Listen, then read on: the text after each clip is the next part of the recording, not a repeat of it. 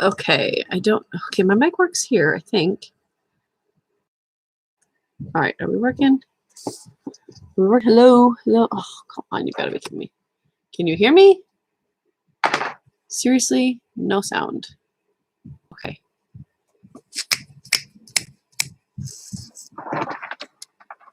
Sorry if you're watching this, and I am trying to fix my sound here. It's being weird. Okay. Get this going. No, I don't want to end it.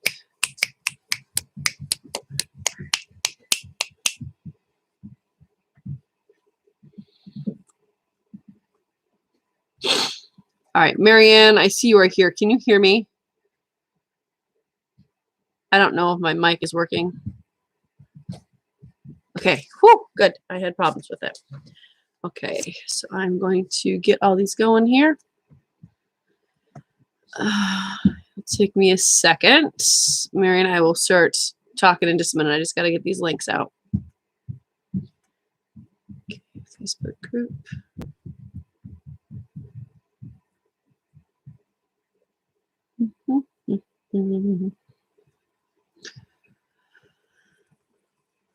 It's right there.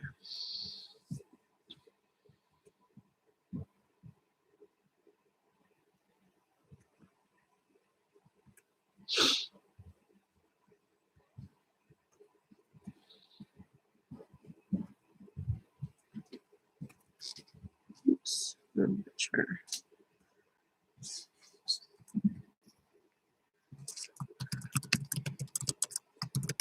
Wish I could put music or something on.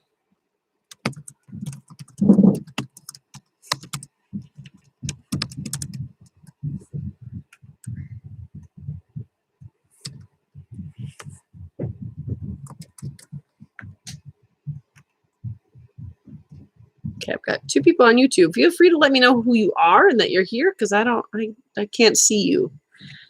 And I'm not adept enough to know what's monolith at that stuff. So please feel free to tell me you're here. I am just putting out our announcements so we can get some people coming on here. Just putting one in our Facebook group, and I'm about to put one on Twitter. Okay. Ooh, whoa, we got more people. More people joined. So we're going to do things a little differently this time on Podbean. We're not just going to let everyone come on and start talking. Unless there's not a lot of people, then I'll do that. So right now we could probably all talk if you wanted to talk. What often happens is we usually get I think we get 30 people at a time, and that's a lot of people to be talking at once. Hi, Rebecca. So if you want to talk, go ahead and call in on if you're on Podbean. On YouTube, you can't really do that. But call in and I will answer your call. I'm just putting out our information on Twitter and Facebook so that people can come join.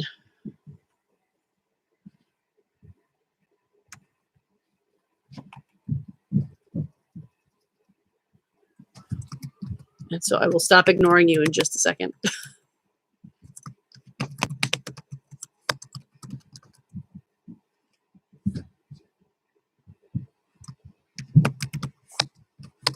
I wish that there was a way that I could start lives and get a link right before I start. I don't know if there is. On Podbean, there isn't. But if I could start lives, ooh, what's happening there? And then get the link out ahead of time, but I can't do that.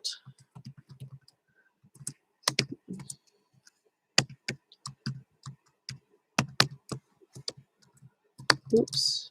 Oops. Okay. So that's out there. Is it maybe? No? Now it is. Okay. All done with that. So I am going to pull up our character announcement because we have some fun things to discuss. Yes? I think I'm kind of digging that cast. Remember, if you actually want to talk to me and have a conversation, you got to call in. on Podbean. If you don't know how to do that, tell me in the chats and then or in the Podbean chat, and I will click on your name to add you in so you can chat with us. So I think, where do I want to pull it up? I've got so many different options to pull up from. All right, so we have, did anyone else pick up on the fact that we lost Theo James, but we got Ben, is it Ben Lloyd, who is also from Divergent? That made me laugh. I don't know, maybe I'm just reading into things, but I laughed. One new message. So we haven't really lost the luster yet. So we see that Charlotte has 2 new love interests. I'm sorry, I'm trying to pull up the list so I know exactly who I'm talking about here. And we posted it in our group.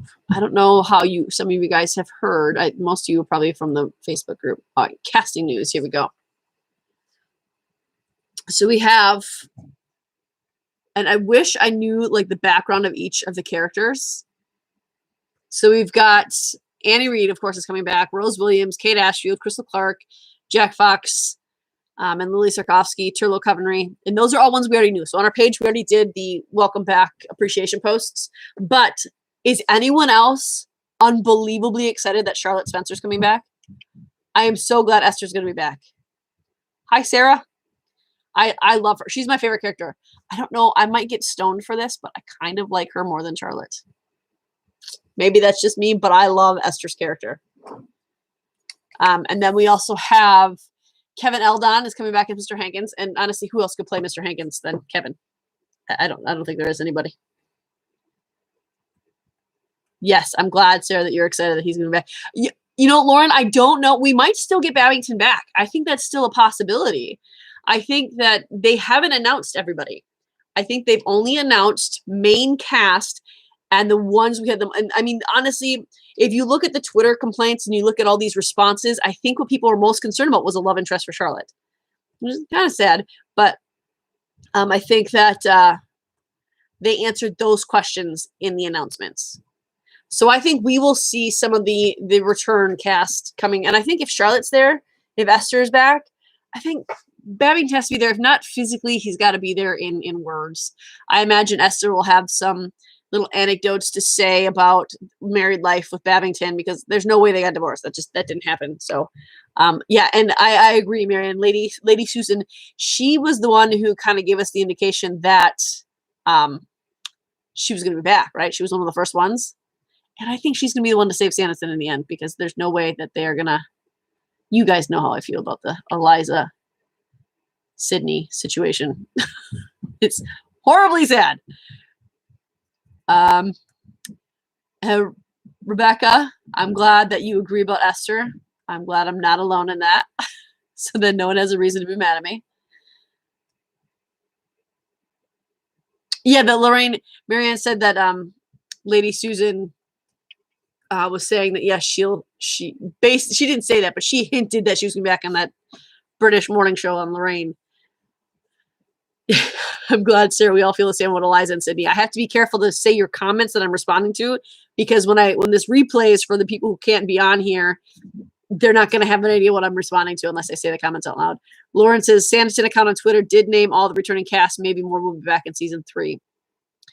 The SandyCon, they did name all the main returning cast because I saw that too. There was the same listing that PBS Masterpiece gave us. That doesn't mean this is a complete comprehensive list of everyone returning. It means that these are the main ones. So that might mean that Babington, rather than being a main character the next 2 seasons, he'll be a side character. He'll appear now and then, likely with Esther when she comes back or when they come back from wherever. I think Esther is probably going to be back in SandyCon, and Babington is probably going to remain in London. So I think that he might come back and forth.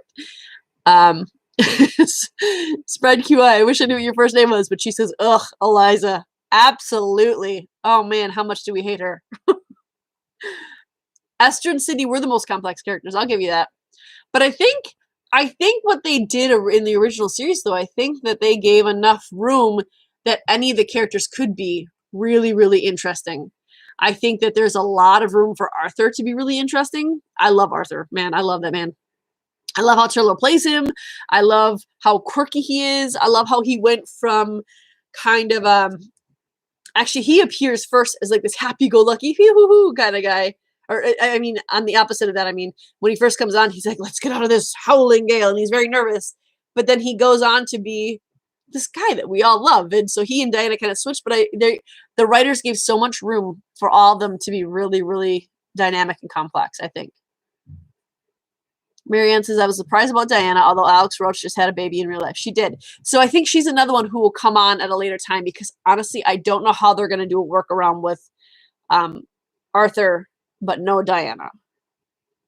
Unless something, oh man, I don't want Sydney to die either. I'm so torn on that.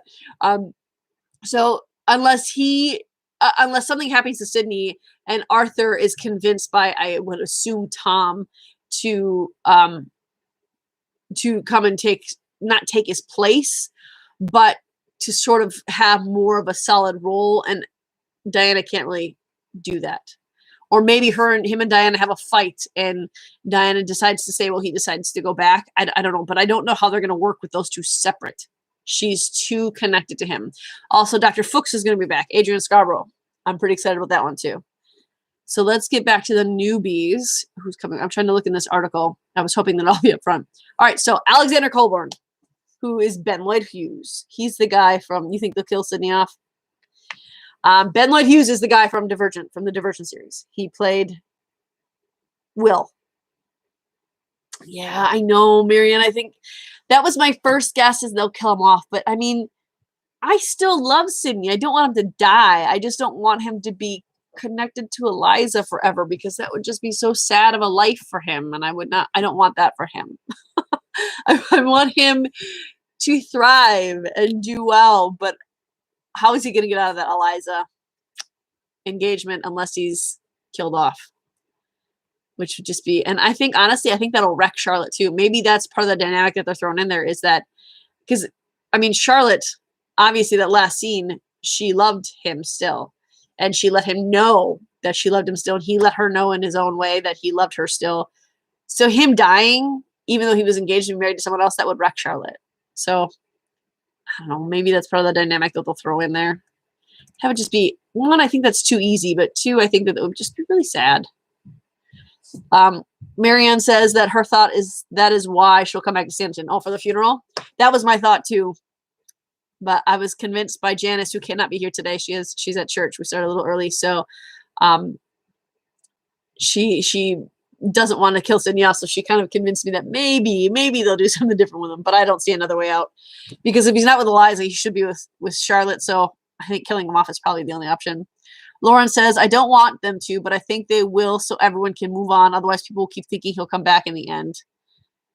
Sarah agrees with both Marianne and Lauren, and so does Spread QI. If you want me to say your real name, you can give me your real name instead of just saying your online name. Sorry about that. Lindsay. Okay. So Lindsay, all the Spread QI stuff has been from Lindsay. And I think too, like, someone had asked on our page, and if you are here from Twitter, you might not know about our page, but our Facebook page is the Sanditon Chronicles Sanditon Family Fan Club. And someone had asked, or maybe it was on our YouTube channel, they'd asked this, but they had said, well, maybe Theo will come back in the end.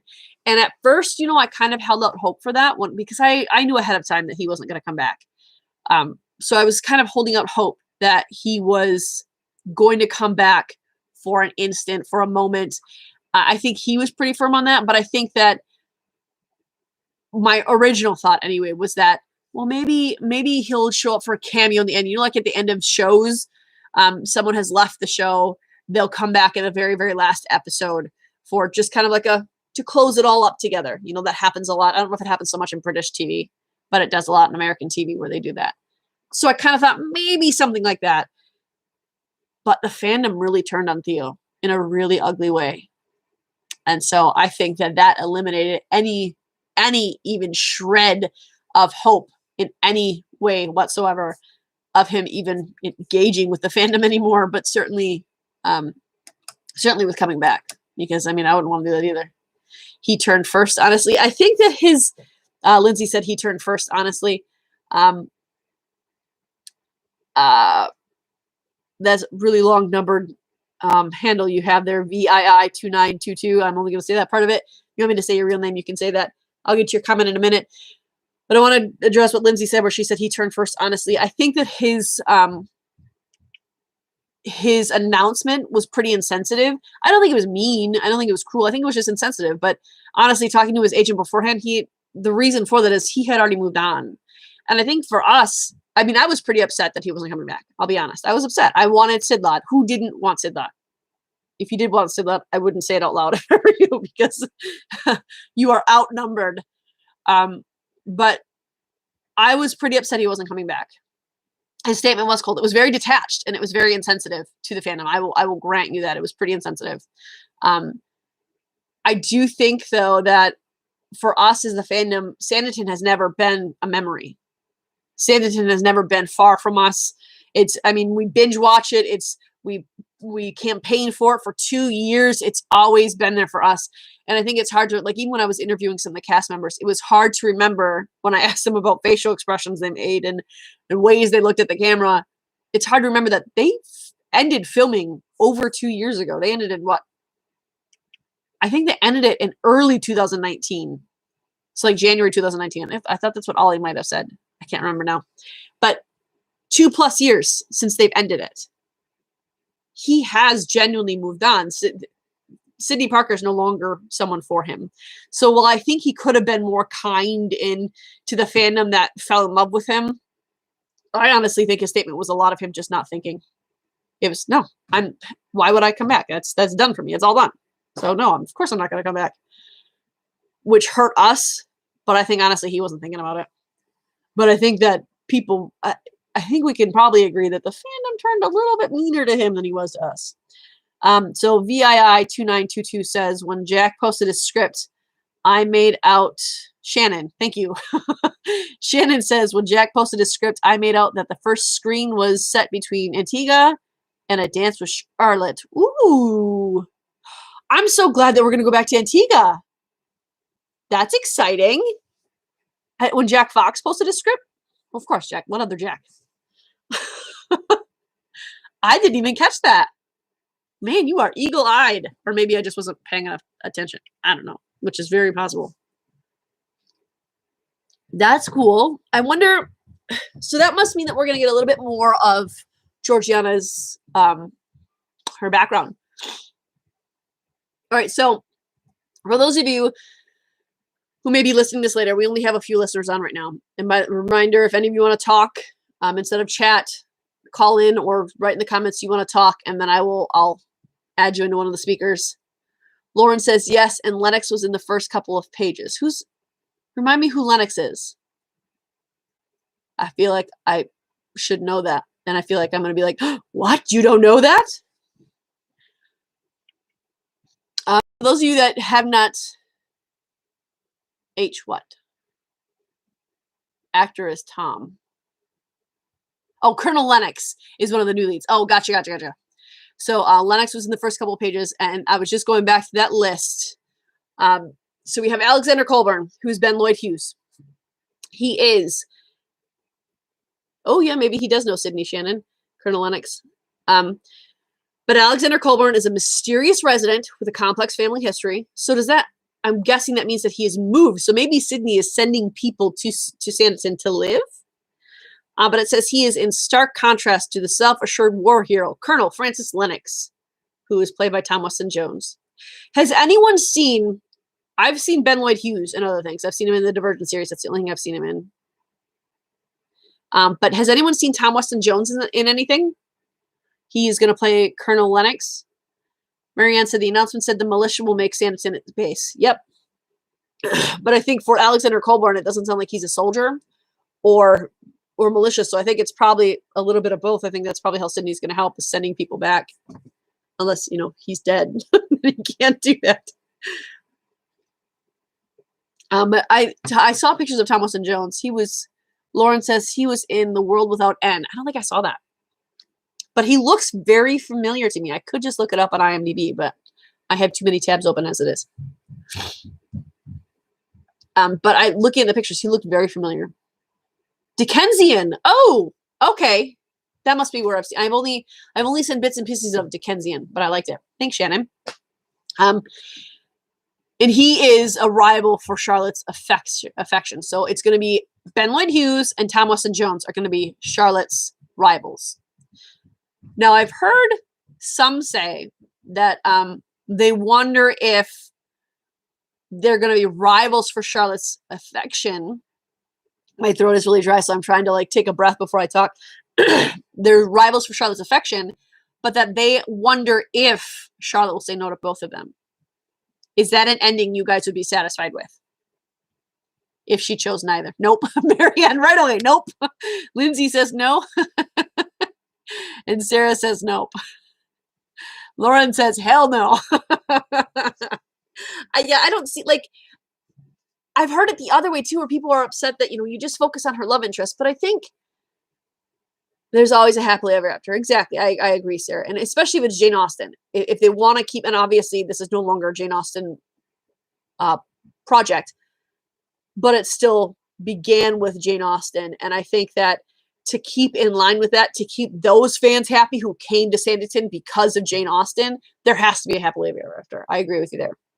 But I think too, it's not just about Charlotte gets the guy and then she's happy because she has the guy. It's not that. And I think that's why we love Sidlot so much, is because look at how they both brought out the best in each other and they both challenged each other. And that's why they fit. That's why they were a happily ever after, because of how they made each other better. And I think that that's what this happily ever needs to be. I think that if it's Alexander Colburn or Colonel Lennox, I think that they have to, she's going to go with the one who challenges her the most and pushes her to be their better person. Ben Lloyd Hughes, does he remind anyone else of Leo Suter? A little bit of a stringer kind of guy. I feel like Charlotte likes them a little bit because, like, Stringer's manly, right? He builds things. Ben doesn't remind you of Leo Suter, really? I don't know. I think he does. Maybe it's the hair, though. It could be the hair. Sarah and Lindsay flat out disagree with me. Nope, Ben does not remind them of Leo at all. Maybe it's his personality that I've seen. I've only seen him in one thing, and his personality in there is he was kind of like a quiet strength. And that's, great. I've seen the original Great Expectations. I've never seen the new one, Sarah. Sarah says Ben is in Great Expectations. Is that, what year did that one come out? That had to have been recent, right? Recent-ish. 2012. Yeah, the one I saw before that was oh my gosh, what's it? Ethan Hawke. No, yeah, Ethan Hawke. That was the last Great Expectations I saw. So Lauren says yes. Looks like Charlotte's sister Allison will have more of a role this time around. Well, 2's a company, 3's a crowd. That was the other thing. This Allison is not the same Allison we already saw, is it? They recast her. Of course, they don't ever say. No, they do say. They say that's Allison in SandyCon, don't they? The brown-haired girl who kind of looked like Rose Williams. That's what I thought too when I saw her. I thought, well, get her brown hair and they'll look alike. Yeah, they do, because it's when they go to visit. Obviously, it's when they go to visit the house that they point out that's Allison. But I was a little surprised because in all the times I gave SandyCon an ending in my own head, it was that Allison. So it was kind of like, oh, wow. Shannon says Tom was a bad guy in Dickensian. He left Miss Havisham at the altar. Whoa. Well, I think honestly, and this is why I was drawing the comparison between Ben and Leo. Lindsay says, "Don't tell me that."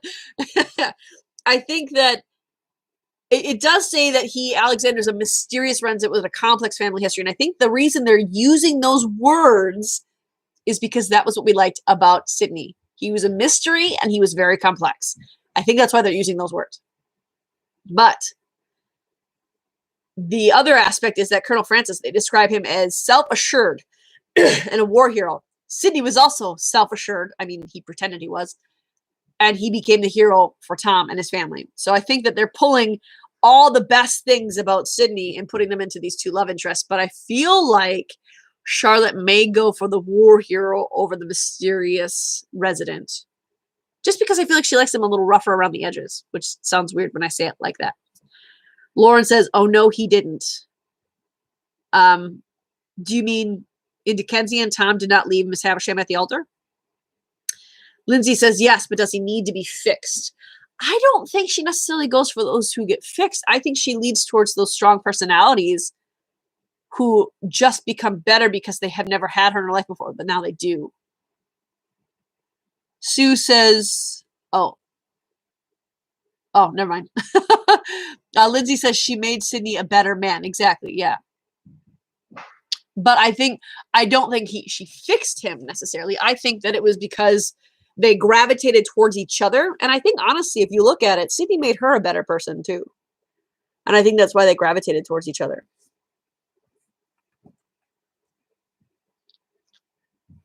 I could see maybe,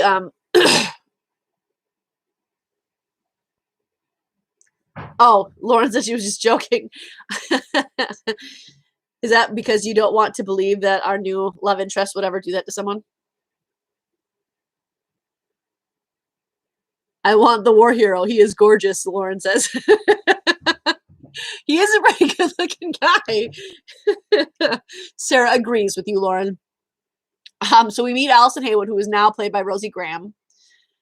And Allison is soon acquainted with the handsome and charming Captain William Carter. So Lindsay wants Ben. I really liked Ben in the one thing I saw him in, and I like his look. I wish that they would give us like headshots of them in costume. I hope Paula teases us with that at some point here soon. That would be great. I don't know that she will, but I would really, really appreciate it if they could do that. Yeah, see? Lindsay agrees with me.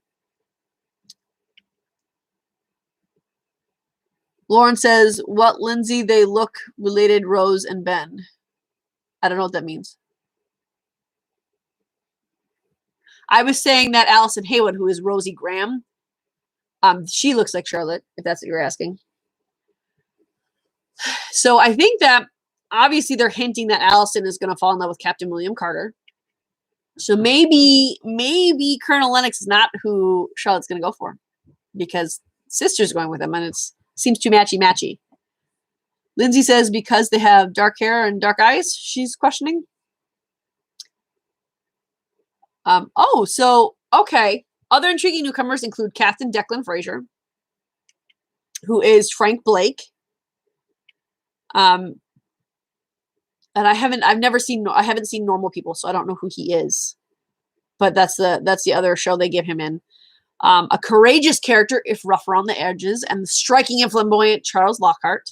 I feel like he's going to be a very good friend of Charlotte. That's played by Alexander Vlahos. He was in Versailles. Shannon said, I thought Alexander Vlahos was going to be the new love interest for Charlotte. They don't list him as that. It says that I'm reading right from the press release that Masterpiece put out. But it says that Alexander Coburn is a mysterious resident who is in contrast to Colonel Frank Lennox, who is his rival for Charlotte's affections. And then below, when it's talking about Allison, it says that that other newcomers are Declan Fraser and Charles Lockhart, who is Alexander Vlahos. He plays a Brionic artist who arrives to paint portraits of Sanditon's fashionable and wealthy residents. I don't know, describing him, I think he's too, as an artist, I don't think that's really going to be up Charlotte's alley. So I feel like that would be more of a good friend to Charlotte. And I hope he is, because I think she needs a good, sturdy, solid friend who's going to be honest with her about all things. Lauren says Normal People is great. I've heard great things about that. Marianne says, I love him already. I assume you're talking about Alexander Vlahos. He's interacting with the fandom so much. I haven't seen any of his stuff. We've been working on this other podcast, so I have been kind of putting my time between two podcasts and not doing anything else on the internet. So I need to spend more time on Twitter. Now that I'm off of vacation, I'll have to get back in my game and start talking with the cast and crew. Lindsay says, I'm kind of glad our leads aren't huge names. That way Rose Williams and Crystal Clark remain center stage. I agree with that. And that's another thing. Let's talk about Georgiana for a minute. I'm really excited. You notice that I always pronounce his name wrong. I always want to pronounce it Jayuda, but I don't know that that's how you pronounce his name. I feel like it might be, I don't know how to pronounce it. Jayuda? James? His name isn't listed here. So I think he might be gone. Judah. Oh, it's Jyuddah. So I always thought it was Jayuda. But that makes sense. It's Judah. See, I'm a northern Midwestern girl who has problems pronouncing words that look different or names that look different. But I think that I'm glad that they didn't say that there's a love interest for Georgiana. I'm actually glad that they didn't list one, because I would like to see her just thrive on her own. That's true. He wasn't listed in the season 1 cast list either, Marianne. So he could, like, I'm hoping it is for Babington and Alexander Roach, that they come back as supporting casts at some point. I do hope that, because I would like to see that Otis is okay. But the reason I'm glad that they don't give a lot of interest for Georgiana is because I want to see her really, really grow. I think that she went from Antigua, and I think we talk about this. You're not going to see the episode I just recorded until 2 weeks from now. But that's a Georgiana episode. It's all Georgiana. That's it. And so I talk a little bit about this in there. But Georgiana went from Antigua to London. Like, she went from the turmoil of Antigua and releasing of the slaves and the dying of her parents to London, where she was sad and almost immediately met Otis, and then to Sanderson, where she hated. So I would like to see her grow on her own, because Georgiana has so much potential and she has so much ability to become, she was pretty immature in the first one. So I think that I would like to see her grow outside of a relationship with a guy. Lauren says, I wonder who will be her guardian since she isn't quite 21. I know, I was thinking that too. But that's another staple for why maybe they aren't going to kill off Sydney. Maybe he's just going to be her guardian from afar, as he was for a lot of season 1. That's a possibility, that they'll keep him alive, but in some tortured form. Marianne says, unless he does die and Charlotte is named guardian. I don't think he would do that. Lindsay, was that supposed to say, ooh, I like that? Yeah, I'm guessing yes. It was supposed to say, ooh, I like that.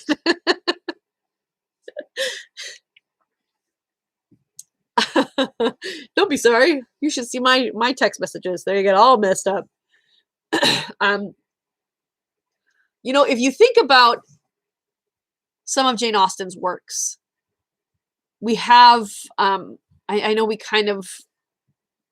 some people have seen Sydney as Wickham, or not Wickham.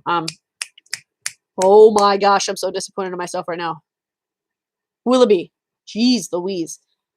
I don't think he's quite a Willoughby, except for his end. Willoughby ended up with a woman he didn't love for money, and that was where his story ended. He had to be stuck with this married woman who he did not love. And that's canon for Jane Austen. And if you guys listen to my interview with Paula, she did say she liked the way it ended because it was canon to Jane Austen.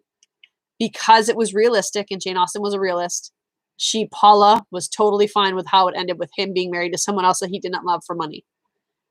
So I think it's a pretty strong case that he's not dead, that he just marries Eliza. Like Willoughby married that woman he didn't love. Because I think Willoughby genuinely loved Marianne. But he couldn't marry her. And I think that there are all these pieces. Lauren says, sorry, I was reading. Lauren says, we just found out today they are looking for 2 babies to shoot in Sanditon. I wonder who the baby is for. How did you find that out, Lauren? Where did they announce that? But that is curious. Esther, probably. One of them was probably for Esther. Ooh, I wonder if one of them was for Clara. Let's talk about Clara a little bit. Marianne, we're on the same page. You and me, Marianne. It was on Instagram. Oh, that's another one I haven't been on enough. Man, look at all the stuff I miss when I'm just recording and editing. I'm gonna have to, my whole afternoon now is going to be spent. I do have to record another podcast tonight for next week for you guys. But the rest of my afternoon outside of that is just going to be spent on Instagram in Twitter, looking up all the actors and people involved in SandyCon. I mean, that's not a bad way to spend a day, right? So I wonder if Clara is now. Okay, we've talked about how they didn't announce Babington, Mark Stanley. They didn't announce. I know. I think one of the babies has to be for Esther Lindsay. She said, "I hope it's baby Babs." I think one of them has to be. You don't. That's the whole point of getting married back then, is you have babies. So I'm fairly certain. I'm pretty confident in saying one of them has to be hers. She's the only who's. I hope they don't get married another baby. I think she's pretty tapped out with Tom and the other kids that they have. Allison's not married. Charlotte's not married. Georgiana's not married. So if they give one of them a baby, and I know it's modern now to do that, but there's no way that's going to be Charlotte's baby, Lauren. You said a few people have said that.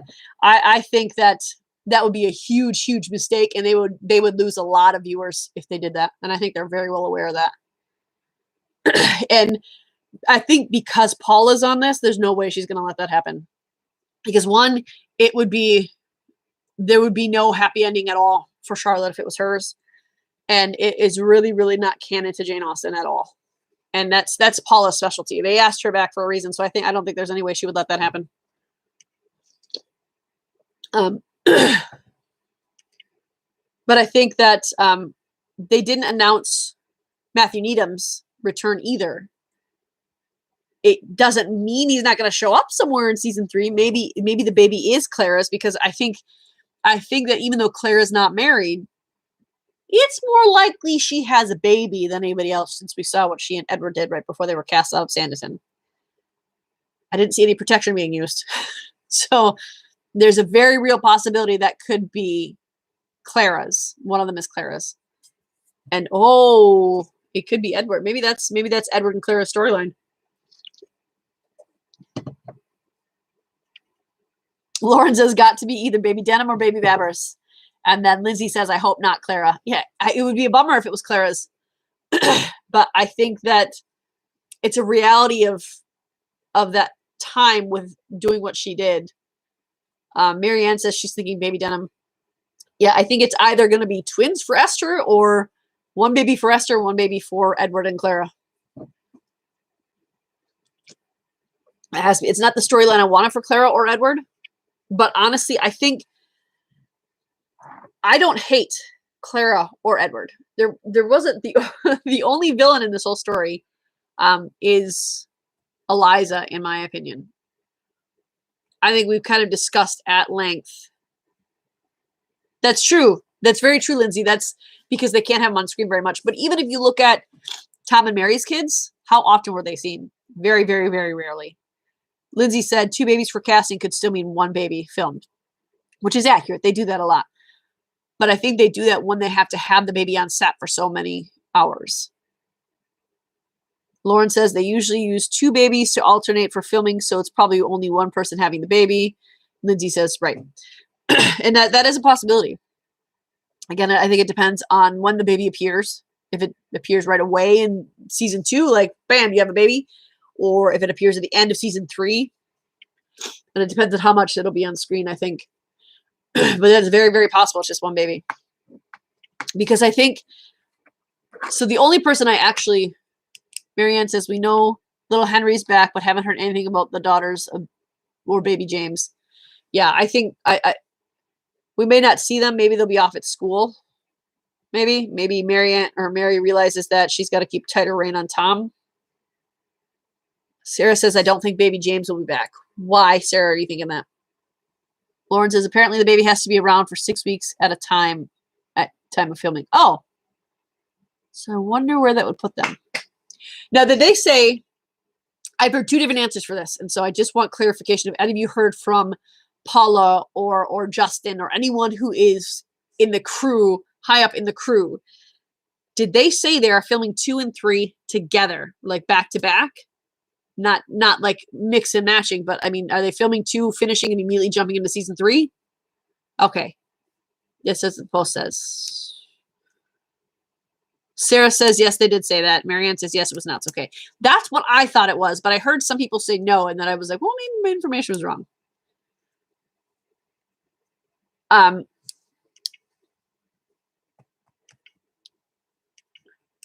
Okay, so Lauren was saying, I said what Lauren said wrong. Lauren was saying apparently the baby itself has to be around 6 weeks old at the time of filming.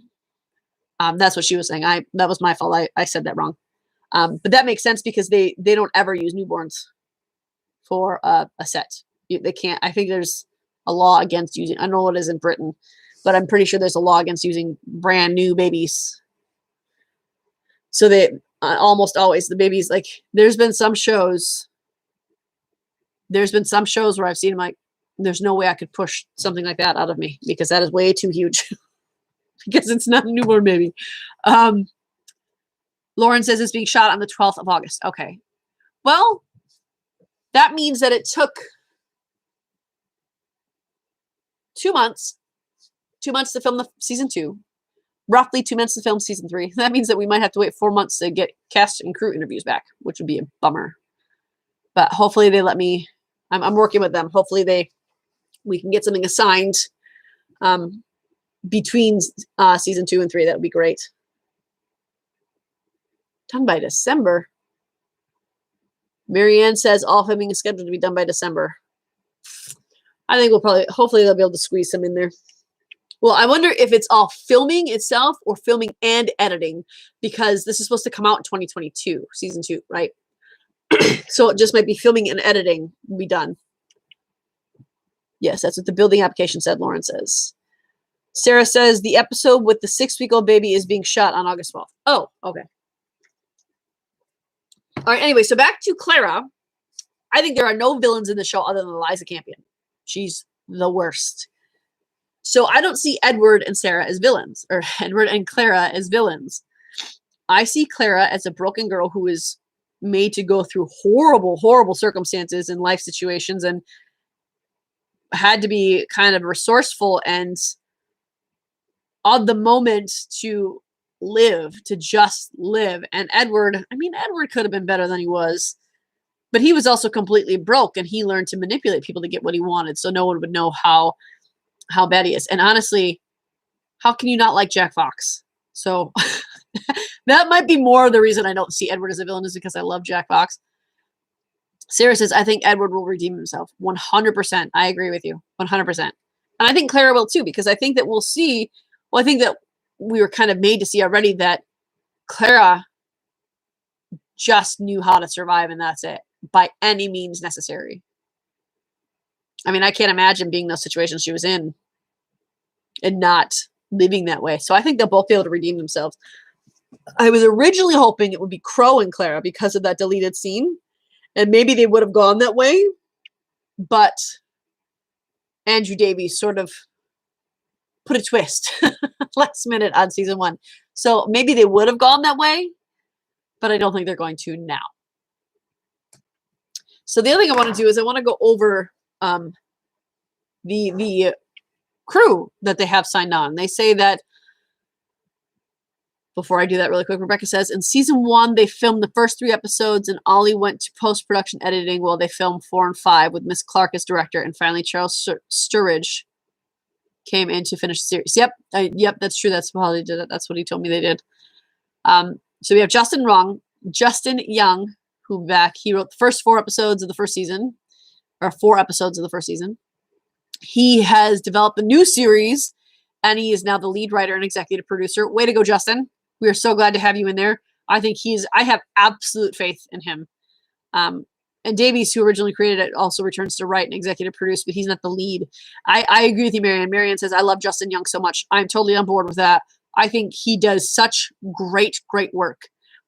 I told Ollie in the interview, I don't know if you guys watched the interview today with Ollie Blackburn, but I told him I hoped he would be back, and he gave me like a weird smirk. So I don't know. I hope, because he's not listed for season 2, I don't think. I'm just reading through it now, but Lauren says, I wonder if Ollie will be back for season 3. Sarah says, huge faith in Justin Young, and Rebecca says, Justin is amazing. I agree with all of those things. 100% of them. So we have him. We have Colin, by the way, Janice Ako, Ellen Taylor, and Robin French are also writing for the series. And that to me, that's a great team. I think that is a really excellent team. The series producer is Rebecca Hedderly, who she produced Casualty. And she's the series producer. The producers are Ian Hogan and Amy Rodriguez. Noticeably absent is Theo James's production company. And lead director is Charles Sturridge, who we all know from the end of season 1. Love him. Love his work. I thought he did great. With, oh no, I'm going to mispronounce his name. With Ethoshia Hilton, directing episodes 4, 5, and 6. And then executive producers are Belinda Campbell and Tim Key for Red Planet Pictures, and Suzanne Simpson for Masterpiece, and Chloe Tucker for ITV BritBox UK. So those are all the cast and crew announcements that we have. Now it doesn't say, it says that Charles Sturridge will be the lead director with Ethoshia as directing episodes 4, 5, and 6, but that doesn't say Ollie's not in there. I mean, that's not enough, in my opinion, to direct 2 seasons. So I don't know. I think there's a chance Ollie might be back. Lauren says we have a great team. Great writing team, I think. And Lindsay and Sarah agree. I do too. Marianne says, I think the writing team is great as well. Lauren says the writing will be great. Marianne says, I really hope Ollie is back. I should have invited him to this. Although he probably would not have. Probably was too busy. But yeah, I agree. I completely agree. And I think that he is very, very aware too of the fandom. Again, I don't know if you guys all watched the interview I did with Ollie, but he is very aware of our fandom, and he is grateful to our fandom, and he did thank you guys too. I thank all of us rather. So I think that there's a very real possibility he might come back just because he really enjoyed working on it, and I think he really, really did appreciate the fandom and what they did for him. So I think there's a very good chance. Sarah says Ollie will be at SandyCon. I did see that. Yep, he's very in love with this group. Sarah and Marianne, or Sarah, since you are the one who just mentioned SandyCon, if you want to say anything about SandyCon and you want to talk, I can let you talk. I'll ask you to come in and speak, or I can read what you type if you'd rather that. If you guys, you don't have to, but if you guys wanted to, you can feel free to do that right now. I saw Paula Byrne is going to be there too, right? Paula and Ollie. I don't know if you guys are announcing everybody, but I know that she announced that, so I figured it was pretty safe if I did. Yes, Marianne confirmed. Paula will be there. Lindsay said. So Lindsay, Sarah, and Marianne, are you all involved in SandyCon? Lauren says, one of the writers was a part of TV show The Great on Hulu. Oh, really? I heard that's on my list. I have it in my queue, but I haven't watched it yet. Marianne, Sarah, and Lindsay are all a part of SandyCon. Oh, cool. Lauren, are you also? But seriously, if you guys ever want to let us, oh no, okay, I will call in. Okay, Sarah, I'll watch for you to call in. Invite.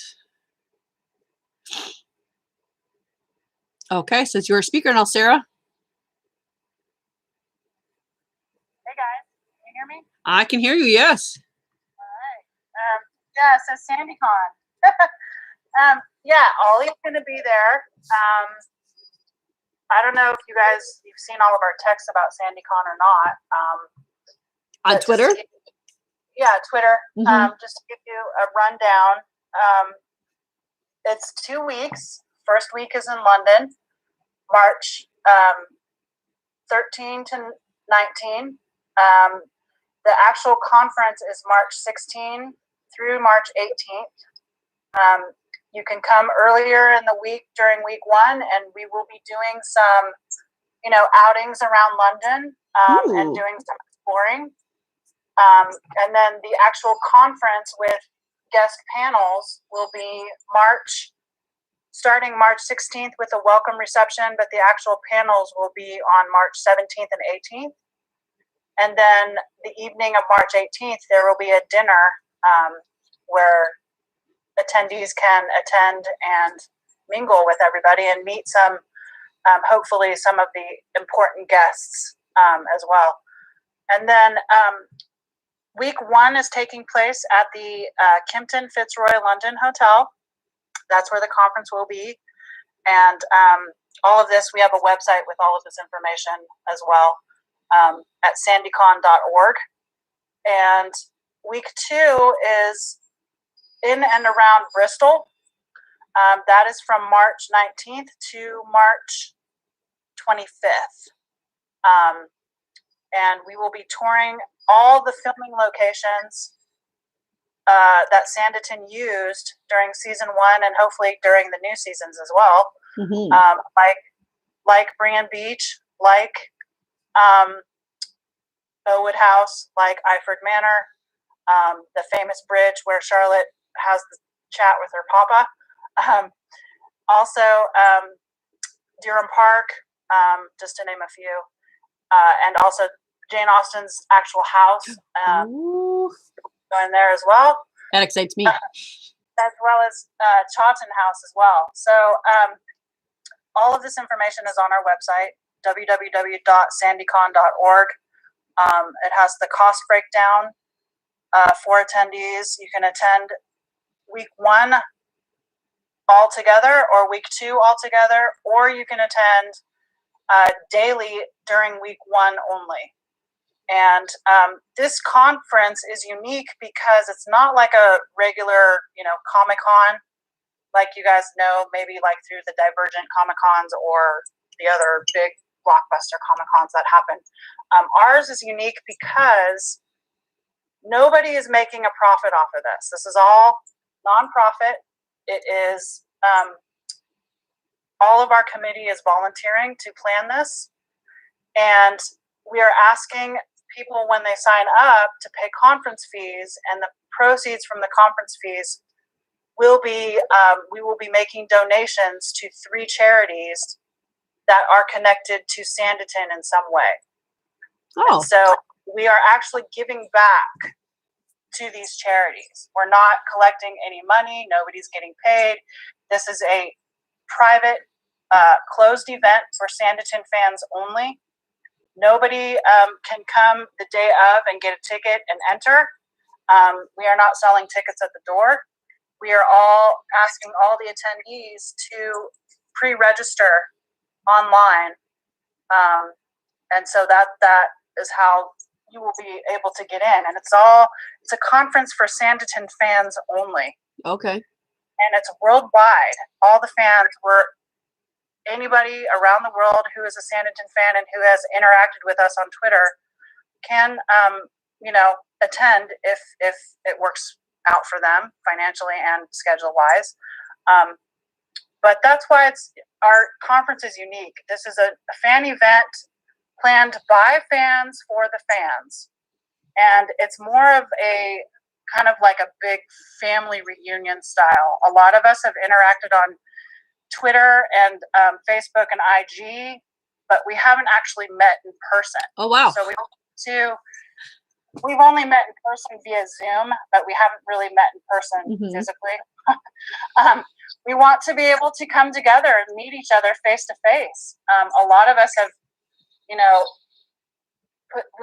we've drummed up, deep personal friendships, and we've gone through so much over the 2 years that we've been fighting for this show.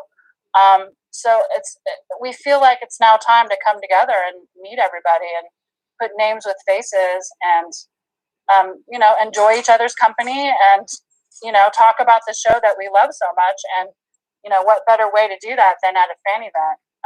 That's only for Sanditon fans. So that's kind of what it is in a nutshell. You guys have a podcast out now too about it, right? We did a podcast. I can put the link up on Twitter again. Yeah. We did it on the Edutainer, and it gives us, tells you a little bit more information about it. But again, all the information is on our website, www.sandycon.org. Oh, so the podcast isn't like a regular thing you're doing every week. It was just one episode? No, it's not. It was one episode. Yeah. Okay, gotcha. Yeah. I thought it was going to be like every week you guys are going to be talking about SandyCon. And I was like, oh, sweet. I want to hear that. No, sorry. That's good. And Lindsay said we are very new to the podcast thing. We are very new to the podcast. Yes. Makes sense. Well, my birthday is March 12th, just saying. So maybe I can convince my husband to do some stuff for me there. Some of us are coming on March 12th. So, you know what? Go for it. The more the merrier. So if you guys have any questions about that, where can they find you on Twitter if they have any? If they're just following me, they might not know what your handle is. If you guys have questions about SandyCon, you can reach out to us on Twitter at SandyCon 2022. We do have an email address, event.organizer@sandycon.org, and we'll happily answer any and all questions. There you go, people. There you go. All right. Thanks, Sarah. Yeah, thank you. Mm-hmm. So that was about SandyCon, and that's something new that's coming up. So I love that there's events coming out of this. Who knew when Sanderson 1 first came out that all of this stuff was going to come out of it? There's so many cool things that are popping up.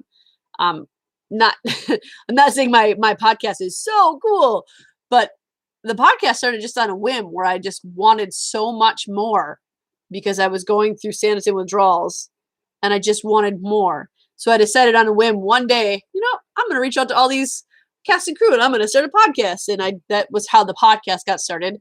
Obviously, SandyCon has been in the works a little longer than my podcast has been, but that's come out of it. The Sanderson Sisterhood has its own store with its products and all this stuff. So, I mean, just how creative our fandom is pretty amazing. Sarah just said SandyCon 2022, March 12th to 26th, 2022. Week 1, London. Week 2 in Bristol. So I think and the other thing I love too is talking to the cast and crew that I've been able to talk to, how appreciative they are of this fandom. Like it's really easy. I'm sorry, I'm stumbling over my words here, but it would be really easy for an actor or actress, and we're not naming names right now, but it would be really easy for an actor or actress to just not value any effort or any love that the fandom has had for them. I mean, you see Gilmore Girls, for instance, is another show that I watch and I love, and our other podcast, that's Fan and Family Chats, we've talked with some of the cast and crew members there. That show ended in 2007, and when they still come on and talk, they are appreciative, but that's years later. That's 20 years later almost. And so for the people of this fandom, the actors and actresses, it would be easy for them. It would be easy for them to, one, not care about the fandom, but two, to just be like, yeah, whatever, you're just fans, and I'm just gonna do whatever. But the people in this show, like Ollie, like Kate, like even when I reached out to Rose Williams' agent and Chris Marshall's and Annie Reed's, like they are all. And Jack Fox, I mean, I haven't even interviewed him yet, but he's done stuff with Sanderson Sisterhood, and they just really love this fandom. As much as we love putting our efforts into rallying behind the show, they love the fandom so much. And it's really, really, what's not to love about this? Lindsay says, the new cast seems very thankful. Yeah, I've heard that. Lauren, I'm not going to read yours. But we know what you're saying. Because honestly, I still do like him. So Shannon says, one word, a bad wig. I don't know what that means. I feel like I should, but I don't know what that means. But I think that all these, and Crystal Clark, I mean, she interacts with the fandom on a regular basis. She's an actress. She has been on numerous things. She's been on stage with Annie Reed. She's been in Sanditon. And she's still regularly, I got it now. Sarah, I was actually I'm gonna email you guys afterwards. Sarah, I was gonna email Marianne because I've been in contact with her through email. You want to give me yours? I'd like to have it. I was gonna reach out to you after we do this live and see if we can get something going. Lindsay says she needs a bigger story. Georgiana, 1000% yes, absolutely. She needs so much more. And I would love to see Georgiana have a maturing and a huge growth. Part of me, like, that was my issue. I'm glad that they aren't doing a time jump 2 years ahead of time. Because that was going to be my sadness there, is we wouldn't be able to see Georgiana go through growth. I think still jumping ahead 9 months, which is probably why they're looking for a baby, because, 9 months. Sanditon ended with a wedding. Just throwing that out there. The issue I have with the 2-year time jump is we wouldn't be able to see Georgiana go from where she was at the end of Sanditon all the way forward to where I hope she's going to end up. because it cannot be denied that, and it's not even her fault, but in SandyCon 1, she is immature, she's naive, she has attitude issues, but it's not all, again, it's not all her fault, but she does have that. And I think that she can, if she can channel all that in to something that is cloaked in maturity, her storyline is going to be out of this world. And I really hope that they honor her and give her that, because Georgiana needs that. Because even with how immature she was and how naive she was, we have all fallen completely in love with her. She needs to be treated better. Lauren says they're going to be shooting at Lay Court, which was used for Bridgerton and Poldark. Ooh. You know, Poldark is one every single person I've talked to has said, I need to watch.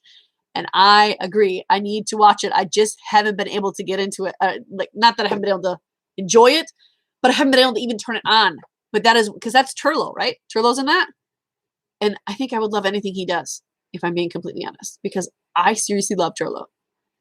I think he is, he and Babington were actually my two favorite male characters on SandyCon, was Turlo and Mark Stanley. I love those characters. Well, Arthur and Babington. Killing Eve. No, I didn't know Turlo was on Killing Eve, Marianne, but I've heard of Killing Eve. And Sarah did confirm that, yes, Turlo plays a bad guy, though. But still, it's Turlo. He's great. He probably does it well. He probably plays a bad guy really well. And I think, too, that there's something that, especially for the American fandom, I think that we are used to actors, and Theo actually brought this up on an interview. We're used to actors and actresses getting into a show or a movie and becoming like family with the people there. And then it's like, oh yeah, let's hang out. Let's do this. Let's do this. But then you talk to a lot of the British actors, like a lot of the British actors, and they say, well, no, I just went in there, I did my job, and I went home. Because that's how they work. And even with, if you look at Downton Abbey with Dan Stevens, when his character, okay, I'm just going to say this because I was worried that I might give away a spoiler if any of you just started watching Downton Abbey, but you know, it's been off the air for a while.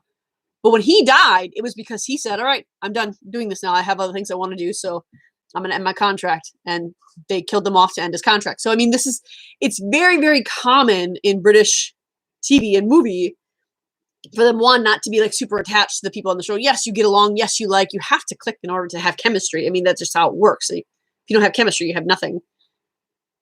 But I think in American TV and film, there's this idea that everyone has to be really close friends, and everyone has to be like, even after the show, even after the movie, you all have to like call each other and hang out, even if that's not really how it is. That's how we as fans think about it. And of course, I'm generalizing. I understand a lot of my listeners are from America, and you may disagree with me, but I think that a lot of it still is. I think there's a lot of accuracy to that, and there's interviews where people, actors and actresses, have talked about that.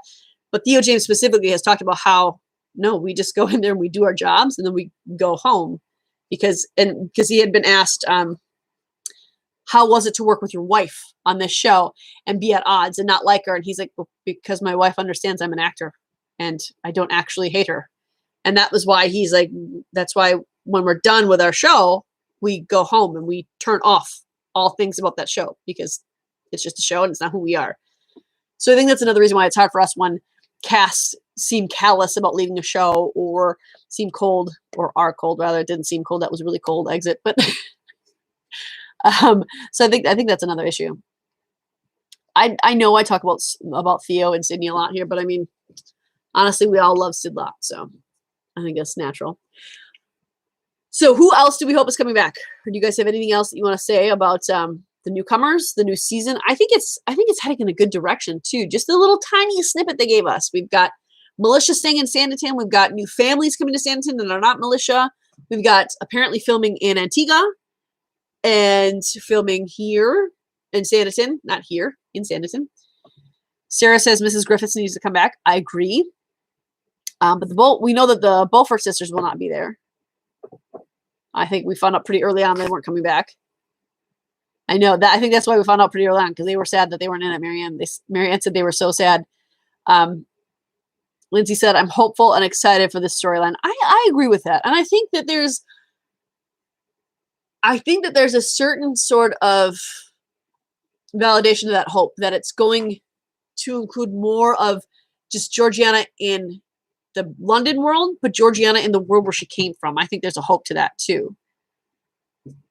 And I'm excited to see where she came from, because that's a storyline I don't know about you guys, but I've been very curious of that backstory of Georgiana specifically.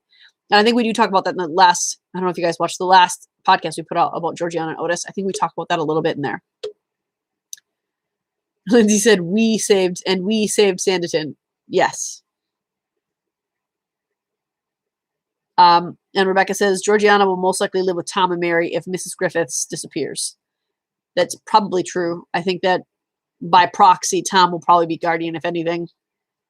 I doubt that Sydney will give up that charge, though. Lauren says there is a new other character joining, was not in press release, but was on the agent tweet. Who is that, Lauren? Lindsay wants Crow. Me too. I mean, Crow was awesome. His lines were almost all of my favorite lines. I like to use his "I'm in complete control" when I talk to my husband sometimes. I think it works. I don't think he thinks it works, but I think it works. Shannon said, I think Charlotte will be very different from the last we saw her. Absolutely. I think that this heartbreak is going to help grow her. I think it's going to help transform her into, I don't want to keep saying the word mature over and over and over again, but I think that even Charlotte needs to, I think Sydney opened her eyes a lot to who she was versus who she needed to be, and looking at the world a different way. But I do think that she still has some learning to do. And so I hope that this heartbreak has kind of pushed her in that direction. Lauren says that the new character is Sandy McDade. Is that the actress's name, Lauren, or is that the character name? Rebecca says Crow and Arthur are the two wise men in different ways. I agree. It's okay. So Sandy McDade is the actress's name. I wonder what they're going to do there, because they already have a cast full of women, which is good. It's good, but it's weird to not see it balanced. I suppose there's a bunch of new men. 1, 2, 3, 4. What, 5, 6 guys that are new? Yeah, we only have one new girl. That doesn't seem very evened out, does it? But I have faith that it's going to be great. And I think I said from the very beginning that, it was Justin and the writers who made us fall in love with Sydney in the first place. They are certainly going to make us fall in love with another character within double the amount of time. I mean, it's going to happen. Sarah says the writers know how upset we are with how season 1 ended, so they will do everything to make it better, and I have complete faith in our writing team. Excited. Lindsay says, I'm sure more cast to come. Oh, absolutely. I think so too. Lauren says we have Allison. She is new. Yep, Allison. I think that's the one girl that's new, isn't she? Sarah says, yes, more cast to come. Rebecca says, Fred Robinson is not on the list either. Neither is Leo Suter or James Stringer. And Sandy McDade. Oh, that's right. Yeah, Sandy McDade. Do they say what character she's going to play, Lauren? Seriously, I need to get back on Twitter and Instagram. I feel so out of the loop. It's kind of supposed to be my job to be in the loop. But for those of you who are curious, I did reach out to Paula Byrne, and I asked if they had like a website or something that they could direct me to where I could keep updated on the current cast and the cast announcements and stuff, or if I should just continue to follow what Sanderson Sisterhood said. And she said that a good bet is sticking with what the Sanderson Sisterhood puts out. So if you're ever curious. Lauren said, no, they don't. She wasn't even on the press release. Gotcha. Lindsay said, I wonder if she will be family of the complex background for Ben's character. That would be good. That's a good idea, I think. Sarah says at least half the original cast wasn't announced. Well, I think probably about half. Crystal Clark, Rose Williams, Chris Marshall, Kate Ashfield, Turlo Coventry, Annie Reed, Kevin Eldron, Scarborough. What was his name? What is Fuchs' name? Adrian Scarborough. Thank you, Marianne. I'm having too many brain issues right now. And then we've got, obviously, Lily Stokowski, Charlotte Spencer, Turlo. That's 10. That's about half of the cast, yeah. 10 of the main cast. Sydney didn't, sorry, I got to get caught up. Okay. So Lauren says, or a Mrs. Griffith type character. That's true. She could be that too. Sarah said they did announce half, but lots more were not announced. Agreed. Shannon said Sydney did the same thing to Charlotte what Eliza did to him. I think Charlotte will be a bit colder and a bit less of an open book.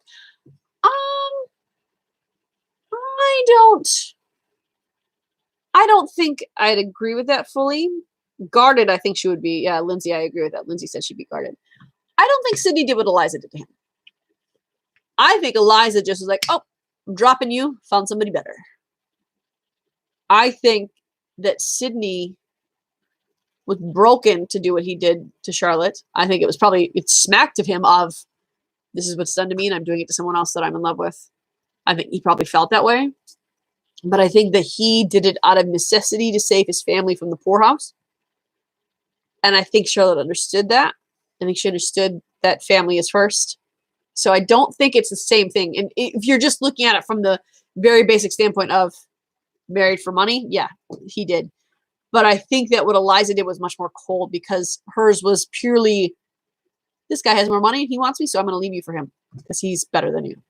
But Sydney was, I don't want to marry her. I don't want to leave you for her, but I feel I don't have another choice. And he was open about that. But I think she will still be an open book, but I think that guarded is, a bit less of an open book. I mean, but I don't think she'll be colder. I think she will be more guarded. I think that Charlotte will come on the scene watching more than sharing.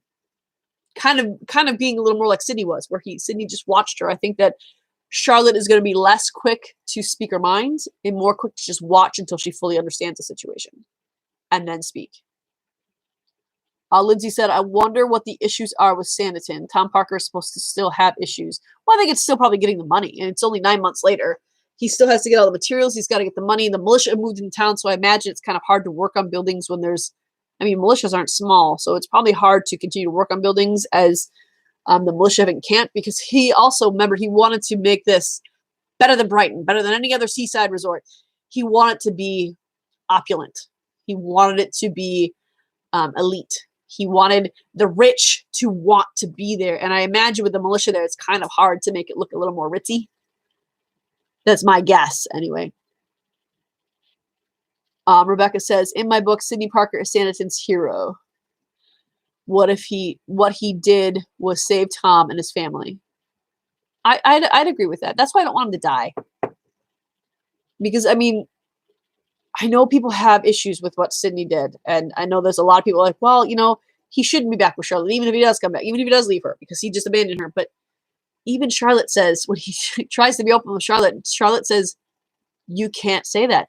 You've made her a promise. You have to stay with her. You have to make her happy. Even Charlotte gave him the approval to go do it because she understood. And I think, honestly, although it would have broken her as much as it broke Sydney, I think Charlotte would have made the same choice, especially back in that time.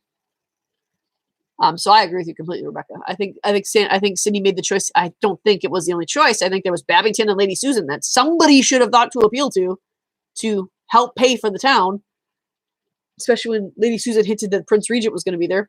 Why didn't anyone head up that? So I don't think it was his only option. I think he thought it was the only option he had, though.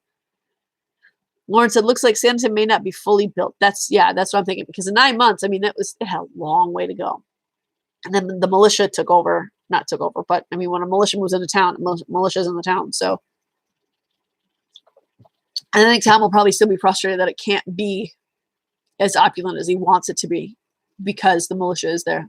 So, I mean, that's just my guess. I could be wrong there. Lindsay said, so where is PR? We didn't get that cast announcement. What do you mean? We did get a cast announcement. Oh, we didn't get the Prince cast announcement. Yeah. I think they're probably going to hold that one pretty tightly until the end. So that either means A, they have someone really good and they want to sort of hold out the carrot on a stick for us, or he doesn't appear until season 3 and they don't have him yet. I know that they said that announcement was coming, but I'm guessing that's why it hasn't come yet. Again, I don't know. I'm just basically flying by the seat of my pants at all times. So,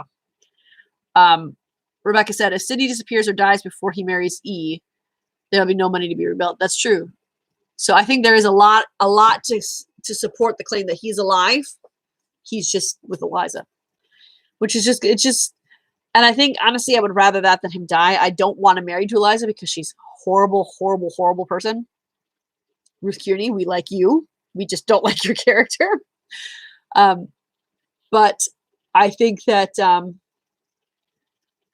I think it'll be pretty hard to kill him off at this stage, unless he does die and they don't have money, and that's Tom's new problems. And then Lady Susan and Babington have to step in. Maybe that's why Esther is back in Sanderson, because Babington has given him money in the wake of Sydney's death. I don't know. There are so many possibilities. I mean, they wrote this so well that there's so many different directions this could go. So you just have to watch to know. So there are 2 characters we haven't really talked about yet. 3. Well, 4, 5. Oh my gosh. There's Esther Denham, we've talked a little bit about, but not entirely. There's Annie Reed, who plays Lady Denham, we haven't really talked a ton about. And then there is Edward. We haven't really talked a ton about him, other than he might be having a baby, and he's redemptive. And then there's Kate Ashfield, who is Mary Parker, and Chris Marshall, who's Tom Parker. So we haven't talked a lot about those. I think that Tom is going to be as Tom ever was. I don't think he's really going to learn anything. He's older. He's set in his ways. I think that he is where he's at. I think that Mary is going to be a little more cautious with him in the future, more watchful and more on top of things. I don't think she's going to be shy anymore about, hey, listen, I know you can tell me things, but I'm telling you, you need to share things with me. So I think that she'll be more of a force, I hope. Lindsay said, I'm excited. Paul says it's even better than season 1. Marianne says, me too. If Justin Young wrote those beautiful words in season 1, he will kill it this time. I agree. So does Sarah. And then Edward, I think, because he's got that beard now. And it does, on our page, I kept writing Calvary instead of cavalry. I don't know why. I was not writing the right word there. It was a big, it was a struggle for me, apparently. But I'm wondering if Edward does join the cavalry. Because he showed up with a beard, and then Paula put out all that stuff about cavalry and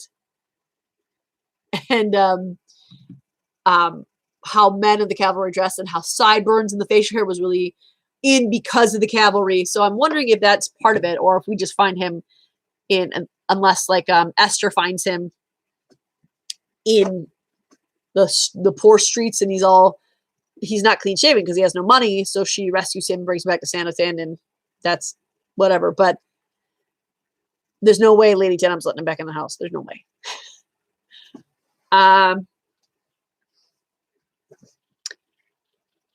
Let's see. Sarah said mustache now. He shaved. Yes, but he did start with a beard. Lindsay says, no pressure, Justin. Marianne says shaved his beard. And Lauren says, yes, he did. Has a stash and sideburns. Yes, but he did start with the beard. So I'm curious if that means he was found on the streets or if he's in the militia. I'm very curious about that. I'm really just very, very curious about this whole season. I really want to know how it's going to play out, what direction it is. Like, I have all these theories. I have so many theories, but not all of them can be true. Yes, we do need behind the scenes pictures as soon as possible, Lindsay. As soon as possible. And they're pretty good about sharing those too. I think that once filming wraps, they'll probably share some more. Lindsay says now. Not as soon as possible, right now, right this second. So if any of you, cast and crew, are watching this live podcast or listening to this live podcast right now, put them out right now. It's not an order, just a really forceful request. Marianne says, I wonder how quickly they will air the 2 seasons with each other. Lindsay says, just for me. So apparently Lindsay's asking for you to just send to her, but we're asking for everybody. Marianne, my assumption is that they'll make us wait. Like a standard season is my assumption. I think that season 2 will likely air while season 3 is still being edited. I feel like season 2 will come out in January. And if filming wraps in December, they will be still editing season 3.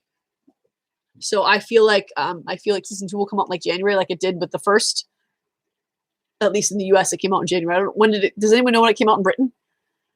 I know it came out in January here in the US. And then I assume, again, you know what happens when we assume.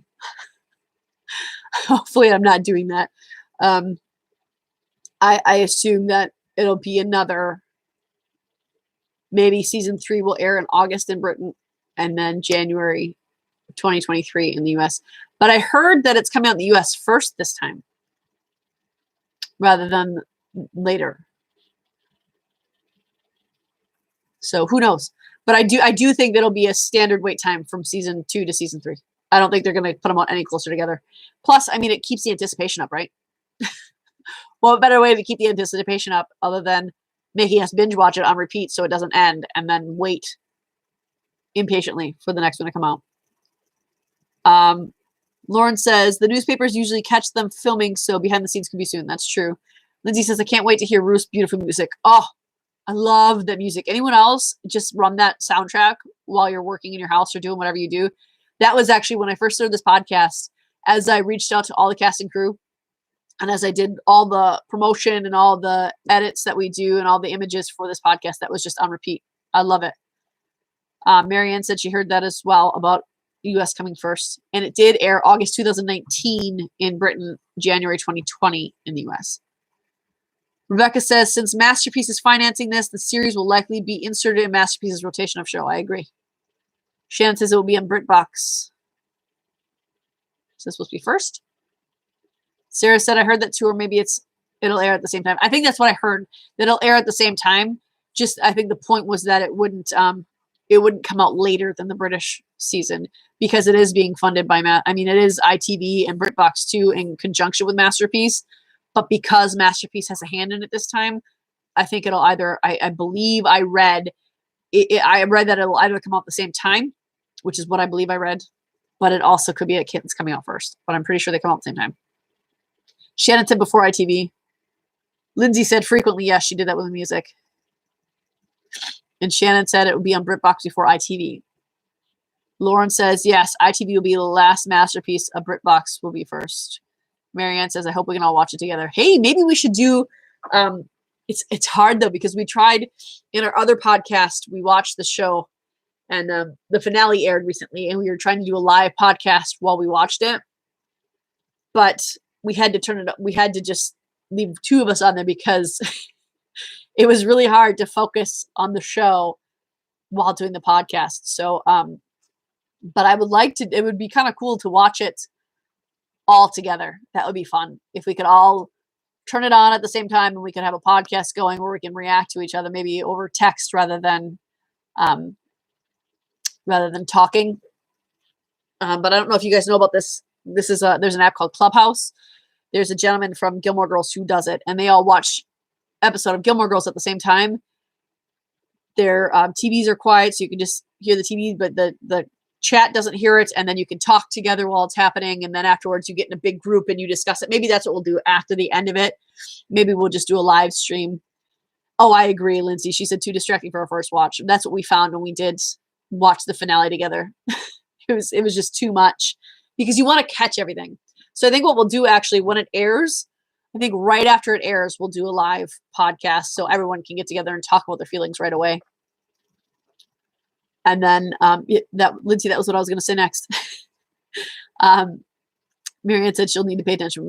But Lindsay said a rewatch would be good. That's what I was thinking of, rewatching it and then having a response too. But I think we'll probably do a live within the next 30 minutes after it was done to make sure everyone can watch it. Or maybe we'll do it the next day because there's 4 different time zones in the US. So I think that we covered all the cast news that we have. I think we covered all the crew news that we have. I think we talked about what we'd like to see, what we'd like to do. We talked about SandyCon. Is there anything else you lovely ladies would like to discuss? Maybe we can start Sanderson Brotherhood. We need to get that going. Maybe I'll force my husband to watch it. He can watch more than just the bathtub scene. To be very clear, she doesn't intentionally just watch the bathtub scene. It just happened that every time I did a rewatch, he would come in the room, no other point in time other than when the bathtub scene was on. He's like, what is this that you keep watching? There are a few brothers. Yes, but we need to get them their whole movement. We need to get them out big. Is there anything else you guys would like to talk about? or anything else you want me to know. Maybe there's something that I don't know since I've been an internet hermit since I went on vacation 2 weeks ago. My vacation started on the 30th of June, and I didn't get back into my game until last Monday. So it's 2 weeks I was out. Lindsay says, new cast is bringing their own following to the series. That's right. Yep. And granted, they aren't huge names, but I mean, a lot of them are on British shows that are niche shows. And those niche shows have a big, loyal fan base.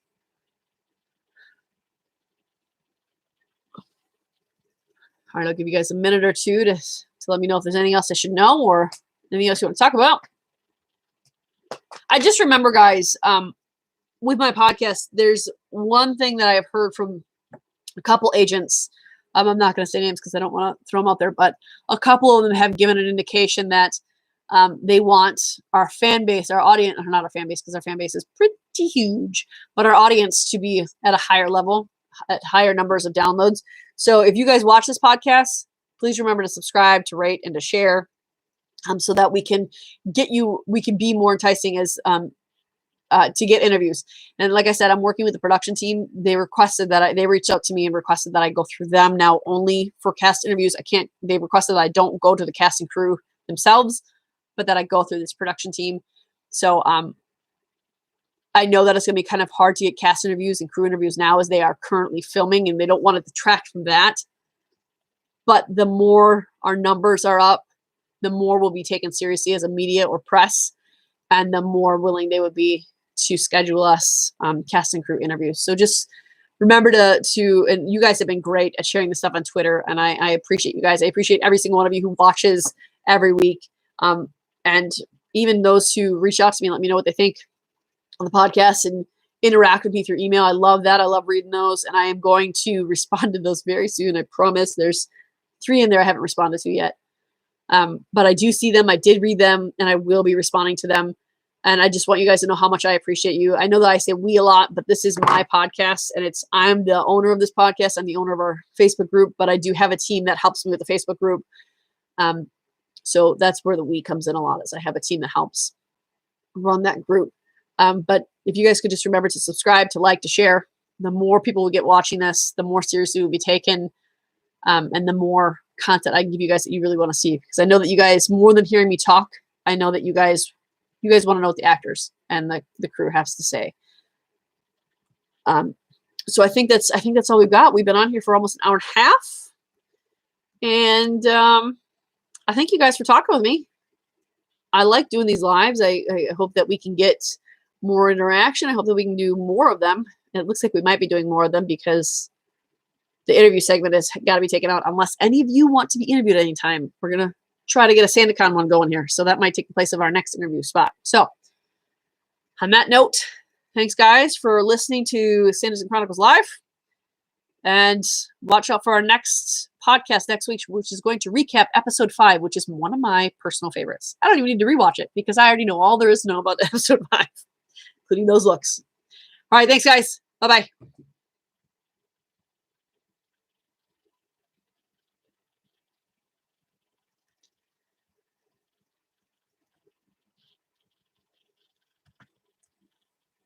And for those of you on YouTube, you are probably going to be watching this after it airs because we didn't have a lot of people on YouTube this time. Usually we have at least, I think our biggest YouTube number has been 46. We didn't have anybody on. A couple of you showed up here and there, and I appreciate that. I appreciate you. Same thing. Remember to like, share, subscribe, watch our stuff. Same with YouTube. The more views I can get on YouTube, the more content I can give you. The more I can tell them, hey, I've got people here, the better content I can give you. So thank you for watching. Thank you for tuning in. Watch out for our episode 5 recap next week. Talk to you soon. Bye, guys.